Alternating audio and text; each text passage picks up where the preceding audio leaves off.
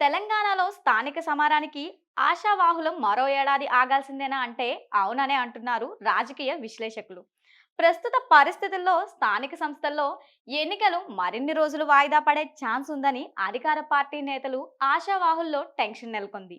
High court ఇచ్చిన 6 వారాల గడువు, సుప్రీంకోర్టులో సర్కార్ పిటిషన్ డిస్మిస్ వంటి పరిస్థితుల ఆధారంగా కొత్త సంవత్సరంలోనే ఎన్నికలు జరిగేలా ఉన్నాయని అభిప్రాయపడుతున్నారు. కోర్టులో విచారణలు, వాయిదాలు వంటివి రాష్ట్రంలో స్థానిక ఎన్నికల నిర్వహణపై అనిశ్చితిని కొనసాగేలా ప్రభావం చూపుతున్నాయి. సుప్రీంకోర్టు తీర్పుతో ఎన్నికల నగారా మోగుతుందనుకున్న నేతల్లో పిటిషన్ డిస్మిస్ కావడంతో తీవ్ర నిరాశ, గందరగోళం నెలకొంది. ఎన్నికల ప్రక్రియ మరింత ఆలస్యమయ్యే అవకాశం ఉందని అధికార, ప్రతిపక్ష పార్టీల నాయకులు భావిస్తున్నారు. సుప్రీంకోర్టు తీర్పు తర్వాత ఈ అంశంపై అన్ని రాజకీయ పక్షాల్లోనూ తీవ్ర చర్చ మొదలైంది. అయితే స్థానిక సంస్థల ఎన్నికల నిర్వహణకు సంబంధించి దాఖలాలైన పిటిషన్లను ఇటీవల సుప్రీంకోర్టు కొట్టివేయడంతో హైకోర్టు విధించిన గడువు వరకు రాష్ట్ర ప్రభుత్వం వేచి చూసే ధోరణి అవలంబించే అవకాశం ఉందని రాజకీయ వర్గాలు విశ్లేషిస్తున్నాయి. ప్రభుత్వం కూడా గడువు ముగిసేంత వరకు ఎలాంటి హడావుడి లేకుండా న్యాయపరమైన అంశాలపైనే దృష్టి సారించే అవకాశాలు కనిపిస్తున్నాయి.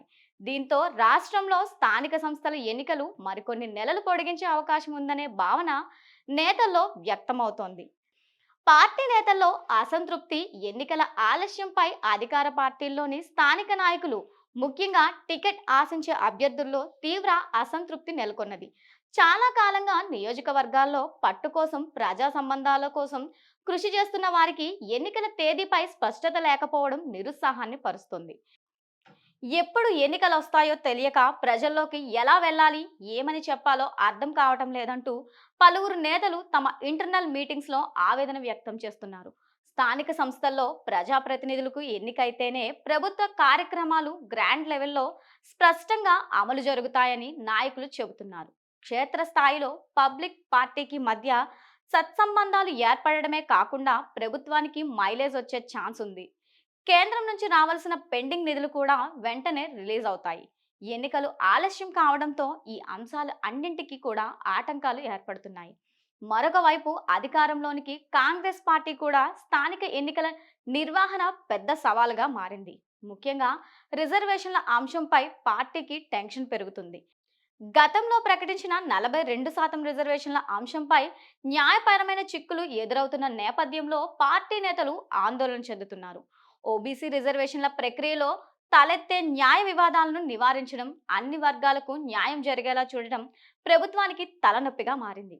ఈ రిజర్వేషన్ల సమస్య కారణంగానే ఎన్నికలు మరింత ఆలస్యం కావచ్చని కూడా కొందరు నేతలు అనుమానం వ్యక్తం చేస్తున్నారు. అదేవిధంగా స్థానిక ఎన్నికల అంశంపై ముఖ్యమంత్రి రేవంత్ రెడ్డి ప్రత్యేకంగా దృష్టి సారించారు.